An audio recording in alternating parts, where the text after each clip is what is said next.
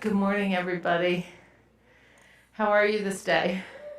Good, I know. It's very exciting. I'm very grateful that we were able to have an in-person option for students who graduated last year for us to be able to acknowledge their accomplishments. We just wanted to let you know, Sunday morning, Boulder County, we're waiting for a few other folks to show up, so we're going to get started in about 10 minutes. Okay? All right. Thank you for your patience.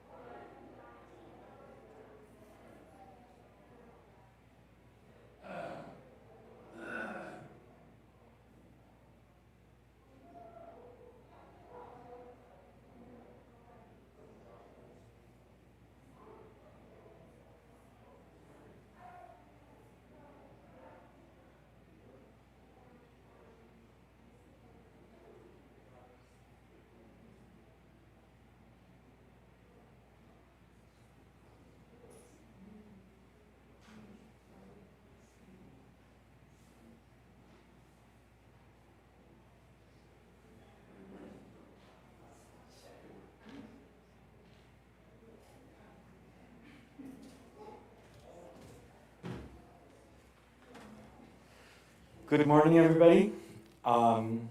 We are about to start our ceremony, so if you will please rise for the procession.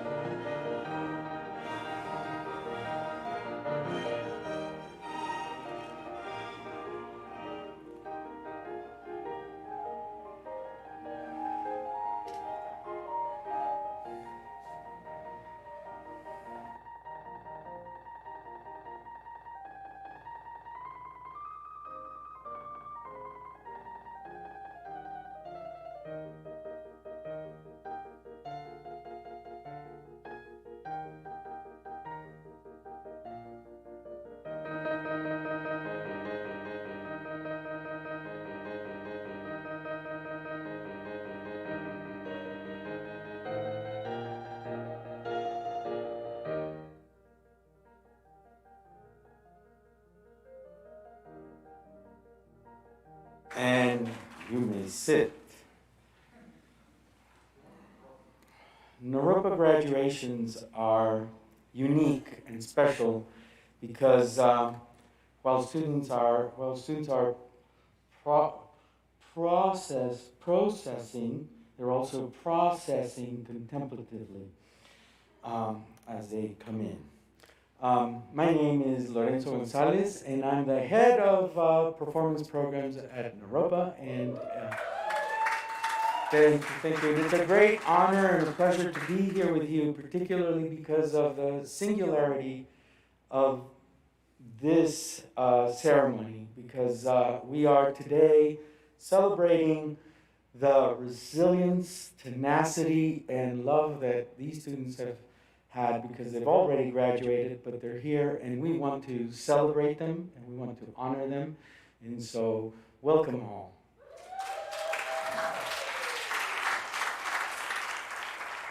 It is our tradition at Naropa University to start with a bow and to end with a bow, and so to send things off for today, it is my great pleasure to introduce Chuck Leaf, the president of Naropa University.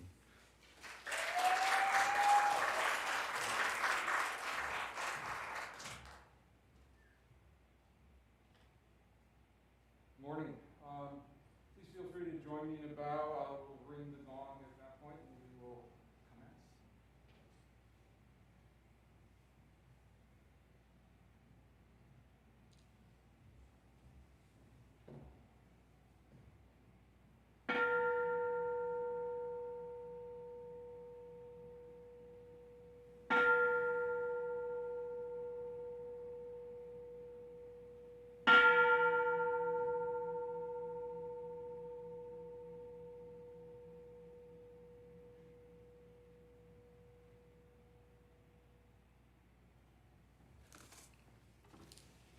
So welcome everybody to this experiment. We're really happy, as Lorenzo said, that we were able to arrange an opportunity for some of the graduates over the last year to come back and join us in person.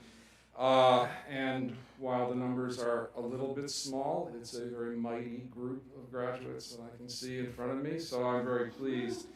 I will say, so yesterday we had another in-person graduation for those people whose time was up in December of this year, which was wonderful. I then went home and realized when I read my contract that I'm only required to give one winter graduation talk a year. So if any of you were here yesterday, too bad. I've stolen some of my lines. That's just the way it will be. So I appreciate everybody being here. Mainly want to welcome you back.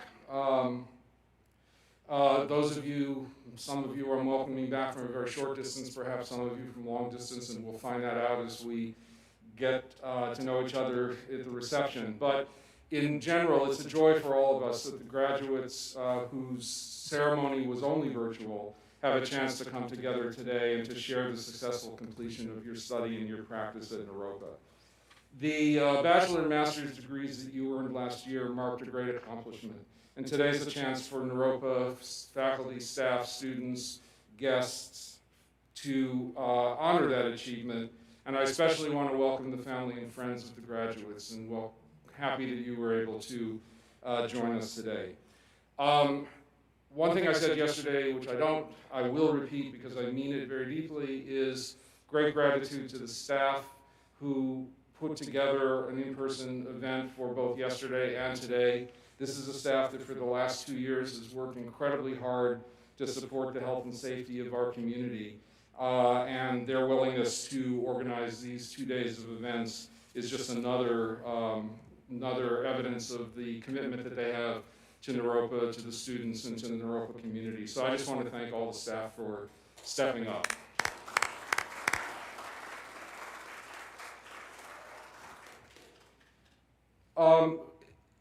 What's becoming clear over the last 2 years or so is that coming together in community at Naropa is taking on broader meaning as we're increasing the number of ways that we can connect in virtual spaces while still maintaining our commitment to in-person gatherings like these or in the classroom. In time, I think that virtual Naropa and in-person Naropa will allow for greater diversity and inclusion, as well as maintaining the intimacy offered by our residential community. And that's already bearing fruit. Now that we have several online courses, we're able to hire faculty who, for a host of reasons, would never be able to move to Boulder, but who are bringing a kind of richness to the university that is moving us into a more diverse community much more quickly than we might otherwise have been able to accomplish. But for today, I want to just offer again a warm welcome and gratitude for all of you who are here joining us in person.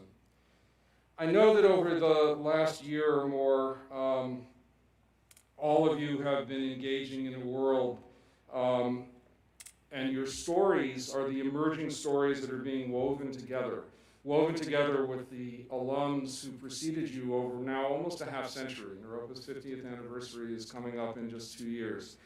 And we've had thousands and thousands of graduates who are in the world, greatly impacting the world, whether that's in psychology, the arts, environmental studies, activism, education, a whole range of ways that you're expressing what you gained by your time at Naropa. And you'll find over time through the Alumnex Affairs Office that you'll be asked to provide us some basic information about what you're doing in the world. And that's really important because it helps us as we continue to evolve new programs, evolve our curriculum, and so on. And that's important for us. I hope that when you get those surveys that you'll actually pay attention to them and that you'll share. But to me, when I'm asked, which happens all the time, what can I do or what can my loved one do with a Naropa education, it's the stories that are the most powerful way for me to answer that question. And so I'd love the data, but I especially love when you get to those boxes in the survey that says anything else or whatever it's going to say. That's the place to really spend some time. Knowing what you're doing, knowing your story, knowing the impact that you have in the world, knowing how Naropa education has served you, or in cases where you don't think it has served you as well. All of that information is something which is so important for me to understand and to be able to really share with the increasing number of people who are exploring this place as a next stop in their educational journey. It's obligatory, I guess, and I'm sure that if you haven't heard or read or spoken enough about COVID and challenges that we're sharing, I'll say you can get that somewhere else. I'm not going to focus on that today. I want to focus on your accomplishments. I want to focus on the unfolding future that you have. What, however, I think is important to look at is the social impact that we've all experienced over the last few years, not particularly or especially the pandemic, but also arising from the urgent dialogue around issues of justice and equity, which are sparked, of course, by the violence perpetrated against so many people of color in the U.S., but more broadly, the way in which we're illuminating the economic and the power dynamics that are increasingly dividing us socially and politically. Naropa is enriched by welcoming students from 30 or more states and 15 to 20 countries every year.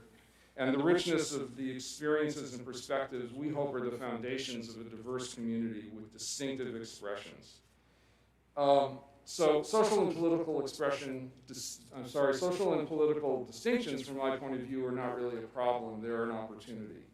The challenge is when those differences are met with aggression, ignorance, intolerance, greed, sort of all of those sort of emotional reactions. That's the challenge. And the challenge is what we can do to break those patterns and re-emerge from a place of greater integration in recognition of the fact of interdependence of us all. And I hope that you all had experience in the 2 or 3 or 4 years of time that you were at Naropa to get a deeper understanding of those interconnections and interdependence, because that really forms the sort of underlying foundation of the work that we've done since the first summer in 1974.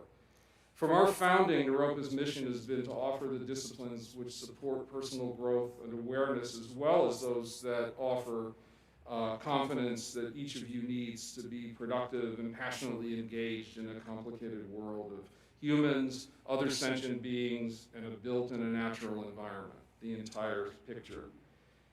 The co-equal emphasis here on inner work and effective external expression is the key to resilience, and resilience is definitely the word of the day. So many people lack the tools to transmute the energy of burnout and trauma. Offering antidotes to those struggles has been foundational to Naropa from the beginning. When we convened first in 1974, the concept of social and emotional learning was something that was brand new, just arising out of a lab at Yale. Probably somewhere else as well, but Yale always gets to say it's theirs. And the field of emotional intelligence was in its infancy.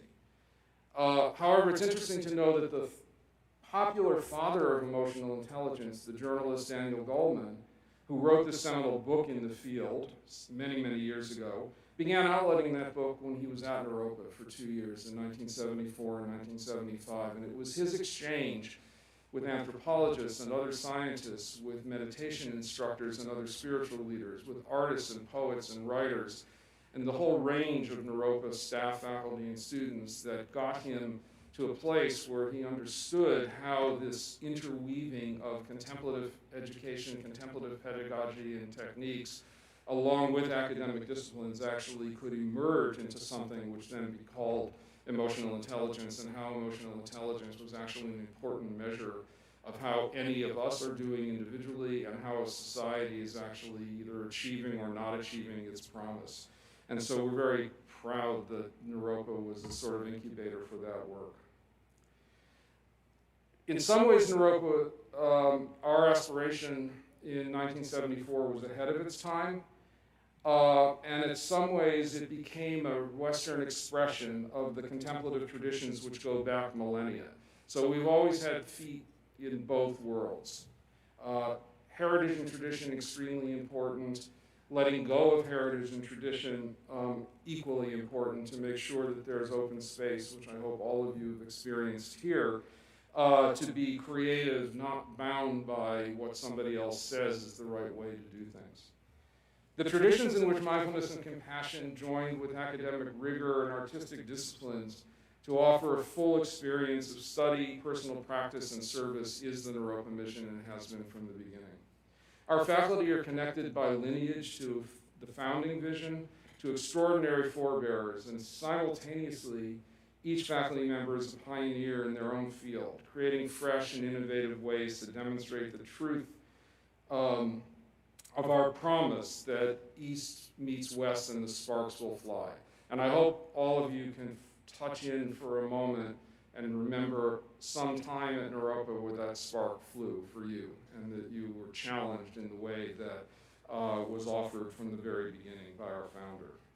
So I want to congratulate you for your stellar accomplishments, and just invite you to keep Naropa in your heart as we keep you in ours. Congratulations again, and welcome back. I will end, I've tended only to do this at the spring graduation, but I don't know why. I will end with a poem that was written by Chogyam Trungpa Rinpoche, our founder, called Timely Rain, which is a few lines that I hope will actually frame your journey both at Naropa and as you leave this place. And I will just say for those scholars that there's 2 Sanskrit words in the poem that I've translated myself, and so it is not exactly faithful to the text, but almost. In the jungles of flaming ego, may there be cool iceberg of awakened heart. On the racetrack of bureaucracy, may there be the walk of the elephant. May the sumptuous castle of arrogance be destroyed by diamond-like confidence. In the garden of gentle sanity, may you be bombarded by coconuts of wakefulness. Congratulations, and thanks for coming back.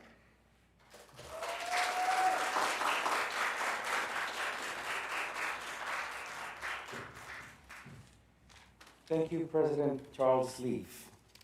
Something that sometimes forget is that our president is a unique person because he has counted to infinity twice. Oh, somebody got it. It is now my extraordinary great pleasure to introduce one of the beautiful souls here at Naropa. Sherry Elms is an associate professor in environmental studies, and she is the lead faculty at the Joanna Macy Center. She asked me to tell you that she has been here for years. Please give us a big hand for Sherry Elms.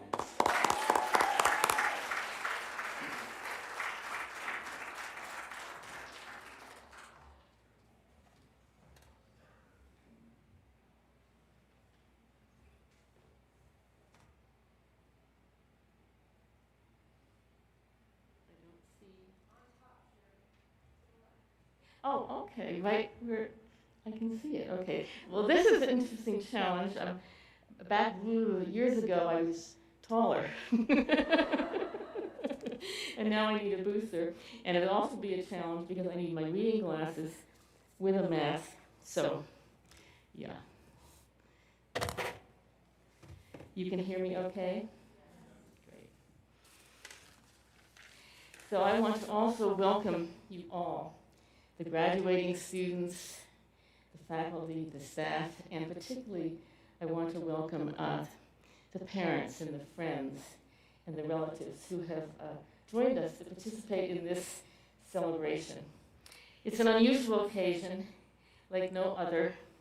Unprecedented is an overused word these days, but we had a virtual graduation last year, and I think this event actually speaks to the importance and the desire to share celebration with others in person. That we are having this ceremony sort of after the fact acknowledges the importance of community. It makes a difference. We are not meant to be alone. We are social beings, and I've objected to that notion of social distancing. It's physical distancing, but that has not kept us from being separate from each other. In a sense, I think that you all have been pioneers and warriors in an adventure you did not plan or intend. Circumstances were thrust upon you, and you persevered, not what you expected.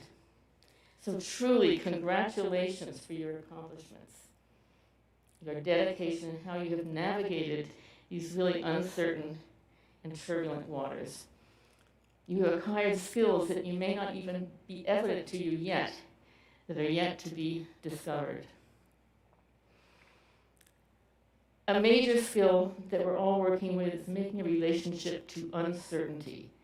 And it's something we've all had to deal with. In fact, the truth is there was very little that we know is certain, and we never have, even before the pandemic. It's just not the way life works out. So in the language of rites of passage, you have left what has become somewhat familiar, even though strange, crossing a threshold and entering the next phase, further mystery, the place of not knowing. It's a major transition, changing from one state or condition to another. And transitions by nature are inherently edgy, unsettling, maybe even a bit of anxiety mixed with excitement. And if you think of your own personal transitions throughout your life, like first grade, you go to school, that's really a big deal. And then maybe you moved from one town to another in your childhood or other times, and suddenly you're in a different environment. Everything's different. The stores are different, the people are different, the teachers are different. And there's the big transition when you left whatever you were doing, whether it was geographically or whatever, and came to Naropa. And it's a transition to leave Naropa. Maybe you're starting a new job, maybe you're looking for work, but it's very different than what it was a few months ago. And yet this is exactly where learning occurs. Contemplate those transitions that you've made and continue to make, and even though they were uncomfortable, what did you learn? Maybe not good or bad necessarily, but you learned something. These transitions, in these transitions, you're leaving behind your habitual patterns, your way of being in the world, without these reference points of who you are, how you are, who you've left behind, your habitual way of being with yourself, your identity, for better or worse. This is occurring at a time that many say that the entire planet is going through a rite of passage, a global transformation into something that is unknown, uncertain, a paradigm shift that has never been experienced before. We do not know what is the next chapter. This climate chaos that some call a crisis is in our face. Humanity must move quickly as a society, as a country, as a planet. According to the latest science reports, we don't have much time left. And at the same time, we need to slow down internally and increase our capacity for resilience, to self-regulate the bombardment of input to our nervous system.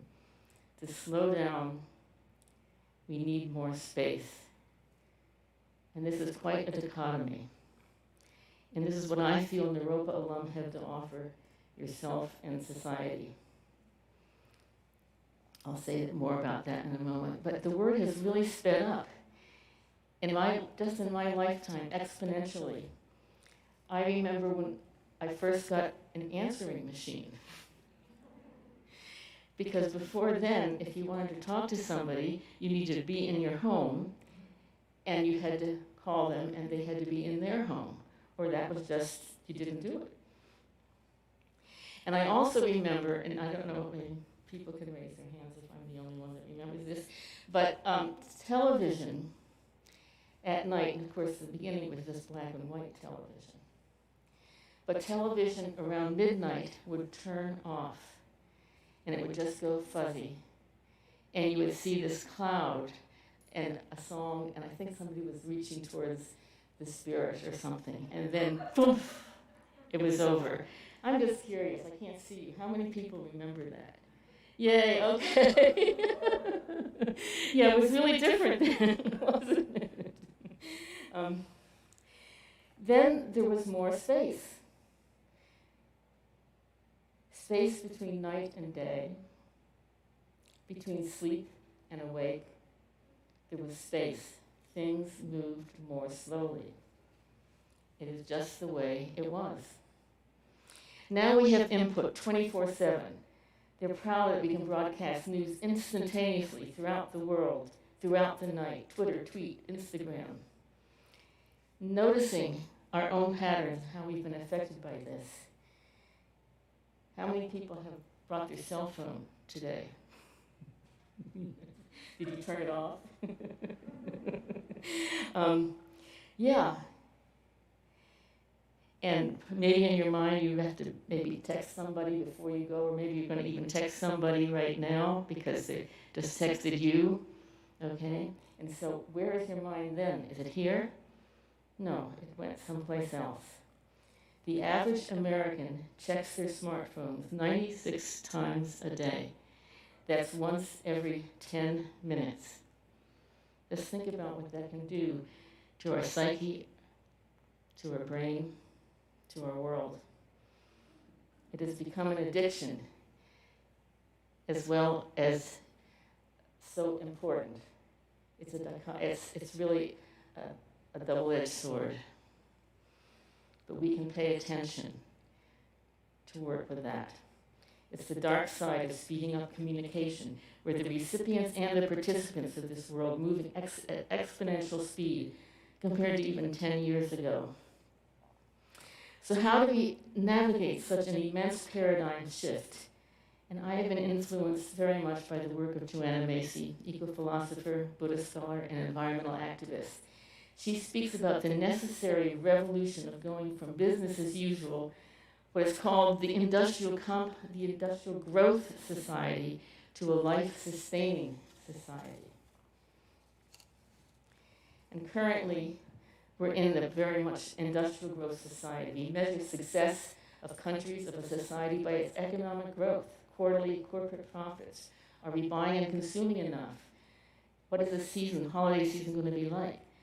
What will that affect in terms of our economy if people don't purchase lots of things? And what will that happen for people who have businesses if we don't purchase things? These are the things that we're measuring in terms of the health of our society. It's not our well-being. It's not our health, our happiness, our sense of contentment, safety and security, our positive relations, our feelings of belonging. This is not mentioned or even taken into consideration for a healthy society. A society does not skip from one paradigm to the next because it seems like a good idea. Who doesn't want to live in a life-sustaining society? Well, there is that transition that is necessary and inevitable. To participate in the great turning to a life-sustaining society, we have to experience the feel of the transition. The great unraveling never has been more apparent. As we see things fall apart, political divisions, the systemic racism and violence towards people of color and indigenous populations, the systemic degradation and dishonoring of women, the relegation of animals and plants largely as a resource for human needs, the aggression between nations, the increased equity between the wealthy and the poor. So, what do? There's a sense of urgency, even emergency, and I'd like to look at that root. The root of those words is emerge. I'd like to reframe what is happening. What is emerging? What I would like to suggest, we must become familiar with other ways of knowing, other ways of being. Many cultures assume this. It's not just what your cognitive brain tells you is true, or this is the way it is. Largely in modernist times, and particularly in the West, we have emphasized what our intellect and cognition tells us. From the indigenous point of words of Malidoma Some, from the Dagar tradition of Africa, it is only part of the nature of reality. That different indigenous view was expressed by Eduardo Duran, who spoke recently here at Naropa, a clinical psychologist who's worked for decades with indigenous populations, particularly ones who are veterans, who have experienced PTSD, depression, all the things that we've heard about, the anxiety. And he realized that he was not communicating well with them, and that he had forgotten their different worldview. And that rather than giving them the diagnosis of Western psychology, you have PTSD, you are depressed, we are going to call you, you're dealing with sadness and trauma. He shifted his language and said, rather than a diagnosis, he said, the spirit of sadness is moving through you. The spirit of depression is moving through you. This gives person agency and empowerment, and you cannot get stuck. In fact, it helped me just hearing this talk, because sometimes I really get stuck. Does anybody else experience that? And you think that whatever your state of mind is, your state of being is, that's just it. and there's no way out, and it will always be that way. English language does not impedes that understanding, actually, because it's subject, verb, object. I am here doing something out there, and it just exacerbates our feeling of separation from ourselves, from other people, from the environment around us. And it's similar to the Buddha's teachings, also, that there is not a separate self. One of the examples I often think of is, I love waterfalls. Well, what's a waterfall? It's not a fixed object. It's water falling. It's in process.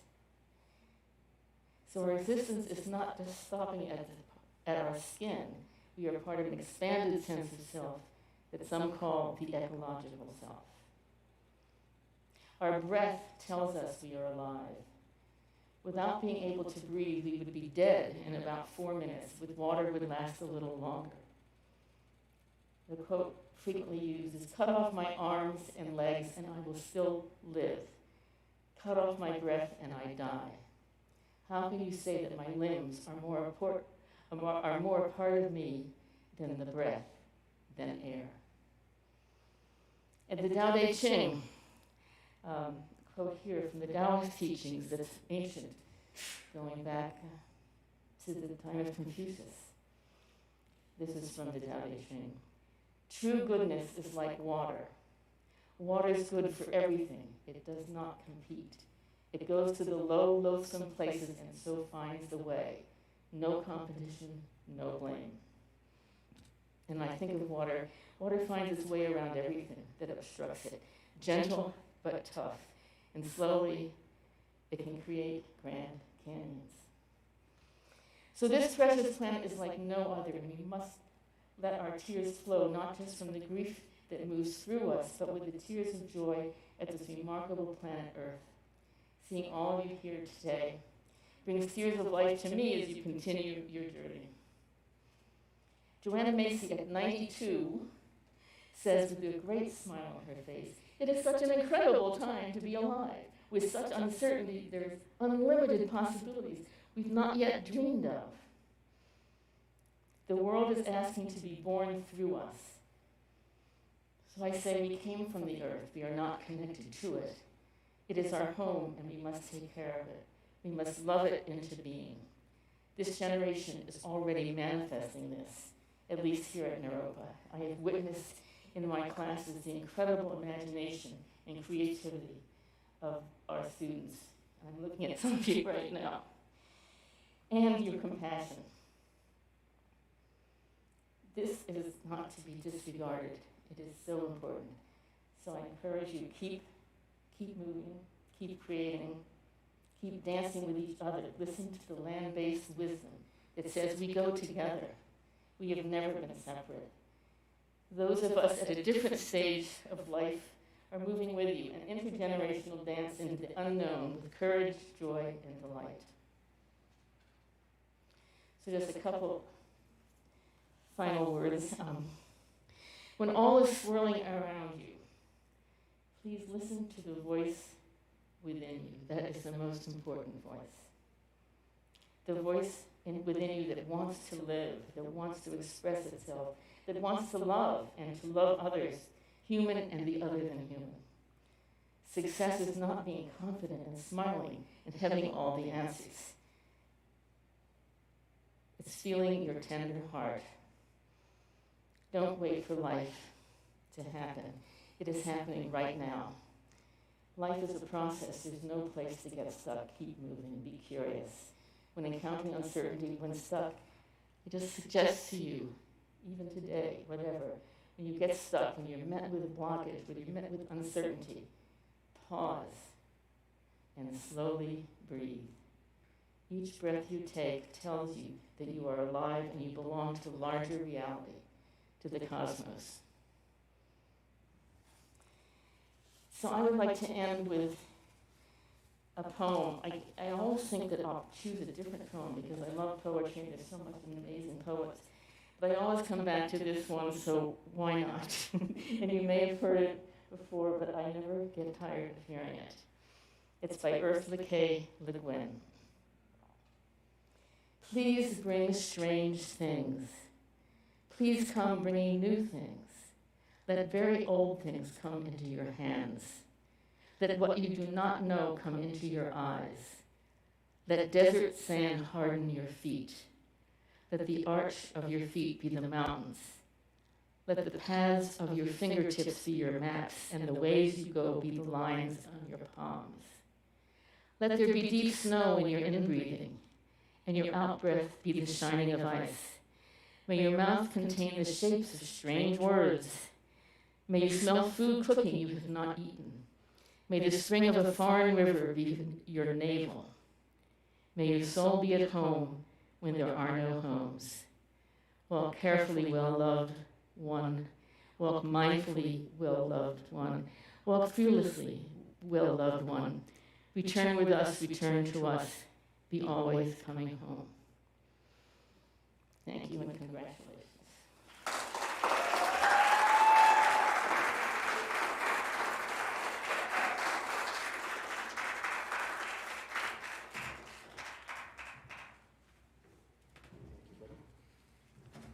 Thank you, Sherry. Thank you so much. You know, there's something about the rite and the rites and the ceremony of graduation. We all feel it the night before. I'm sure last night probably you were thinking about, oh, I gotta get up early and I gotta set up the alarm and whatever to get here. We think about it. And so for me, I have this particular ceremonial dinner that I go to at Panda Express. So because I pick a fortune cookie, and I want to offer that fortune cookie to you guys today because it's your graduation fortune. So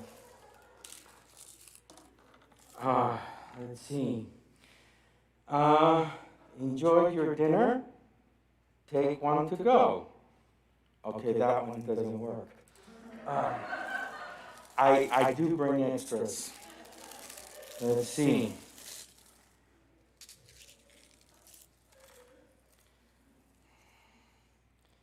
If you think we're going to sum up your life in this piece of paper, you're crazy. Okay.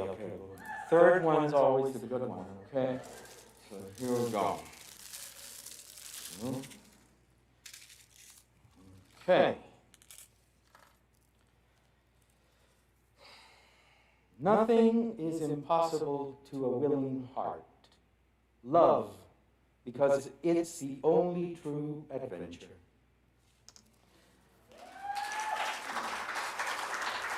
And I hope you love this next offering, and it is a celebration by current students, and they're celebrating you and they're saluting you. So let me introduce to you Jeremy Messoff, Mary Schoen, and Mace Gosh to present to you this dance that they have created especially for you.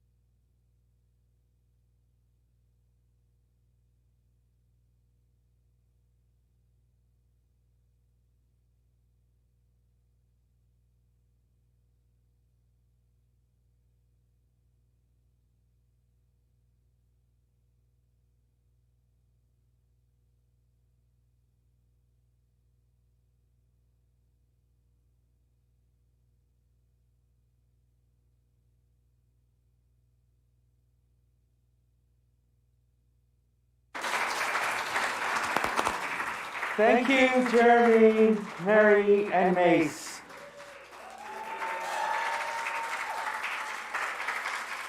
Also, it's worth noting that the music was composed by Faith Christian, who is a student that graduated yesterday, and the music, the title of the song is Magic Rainbows.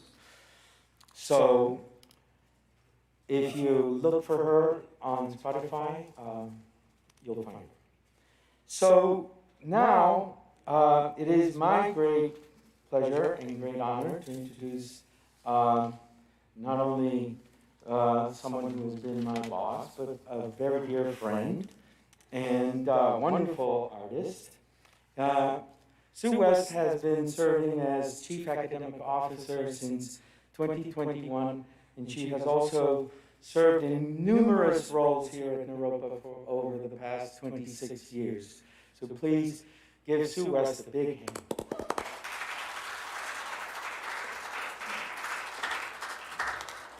I left you a fortune cookie.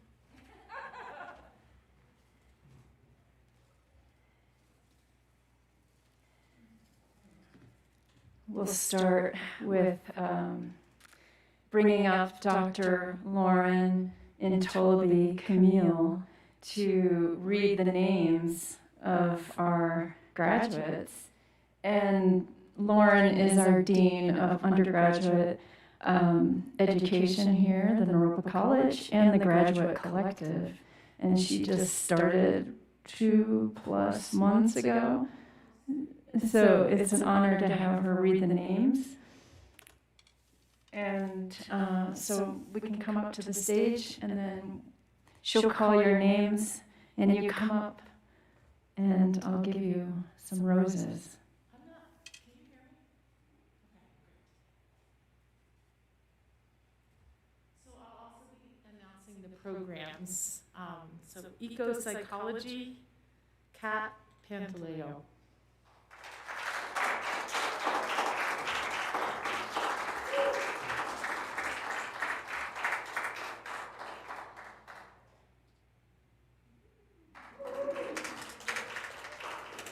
Transpersonal Counseling Psychology, Concentration in Transpersonal Art Therapy, Dakota Acosta.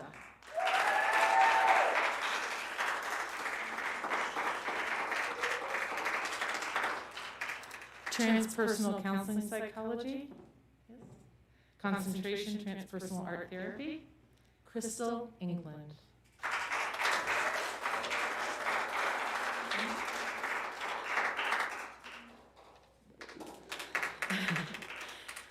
Transpersonal Counseling Psychology, Concentration in Transpersonal Art Therapy, Carrie Ann Hernandez.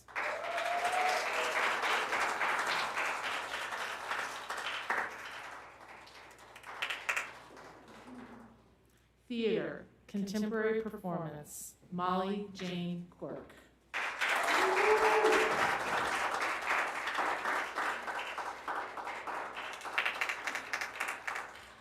Contemplative Psychology, Concentration in Somatic and Humanistic and Transpersonal, Maxine Scher.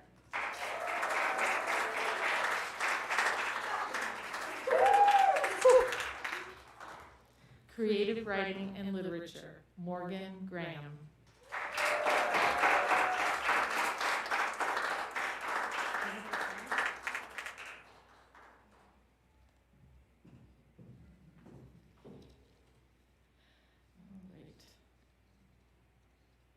Environmental Studies, Anisha Cannon.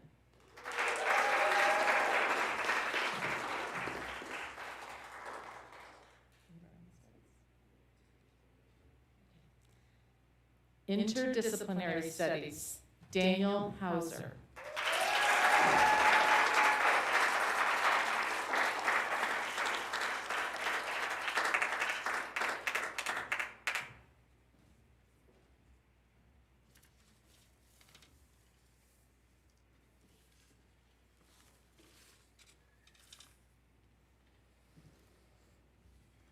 Naropa University graduates, class of 2020. Welcome back. It is my great honor to give you the charge. I suppose you got it on Zoom last year, and so you are the double-charged graduates. I chose two meanings of the word charge to empower you. To entrust, number one, to entrust you with the task or a duty or a responsibility, and number two, to store electrical energy.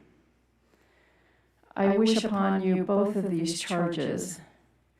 I wish for you the contemplative life where you find times that are free of values, free of views. You are uncontrived, bewildered with big sky mind. In this way, you belong everywhere. To experience this openness is to practice belonging. This is the ultimate intimacy, being one with whatever is in front of you. Then you belong to this moment. To belong in this way is to love. The small self disappears into mutual belonging, and then you love by taking care of things and love all beings. I entrust you to a future of love and that which brings you alive. The architect Christopher Alexander writes, to bring a building alive, you must build it with a quality without a name. And to create a quality without a name, you must do everything with love. The poet Rumi states, let the beauty of what you love be what you do. In art training, there's a saying, fortune favors bold. Be bold. Be unapologetically and tenaciously yourself.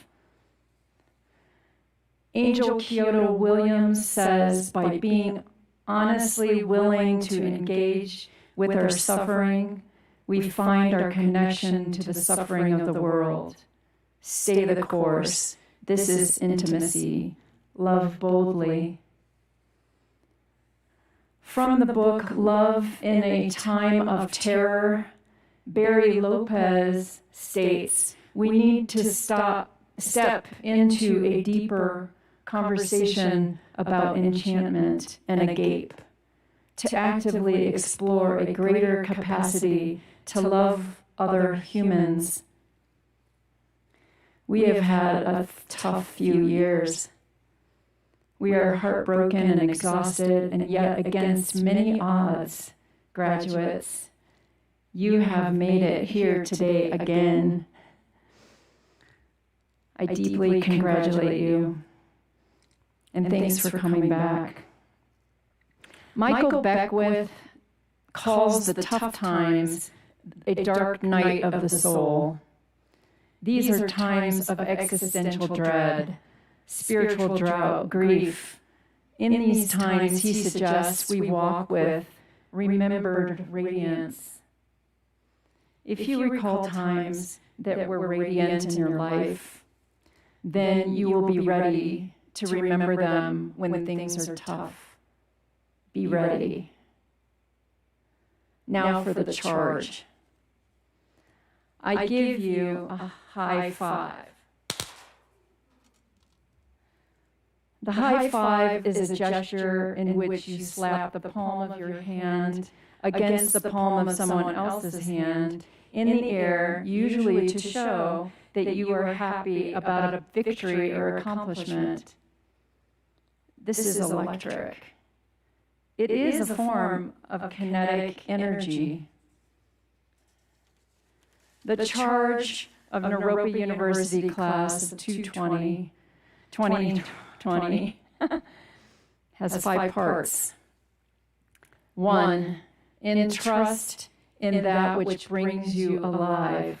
Practice love.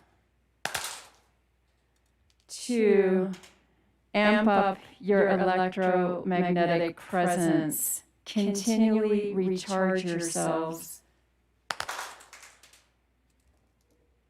3, belong to each moment and each being.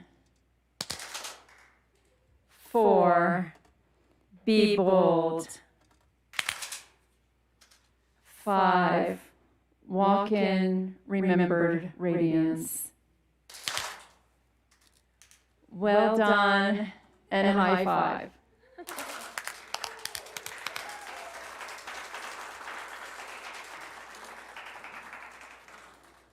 And thanks for coming back.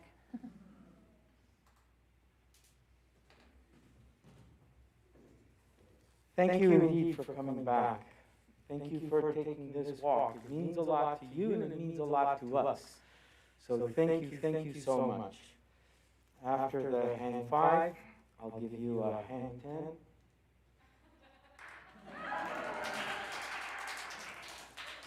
So do hang 10 with us. We have a reception set in the south atrium, please, in the second and also in the first floor. And there's also a photo booth above where you can take pictures with yourself, your classmates, your peers that are graduating with you, your family. And so thank you again for coming back. It's been a great honor to be your ceremonial guide for today. And in closing, I would like to welcome again President Charles Lee.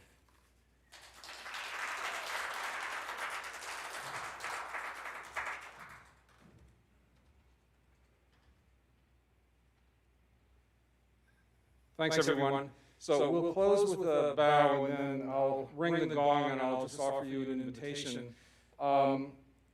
If you can, just listen to the gong and feel the vibrating molecules. I've thought about this for a number of years, that this is actually the final gift of Naropa, and is going to give you an opportunity to touch back into this place at unexpected times. So when this gong sounds and when these molecules kind of infuse your body, they're there for good.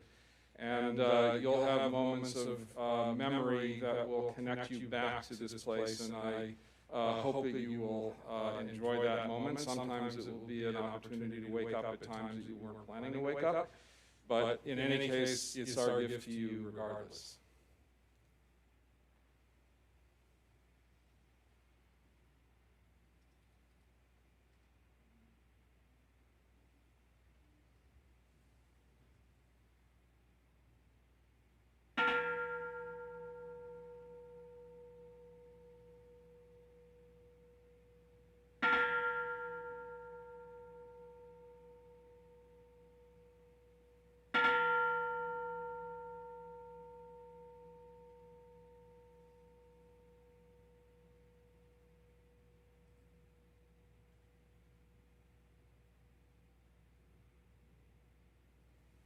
Thanks, everyone.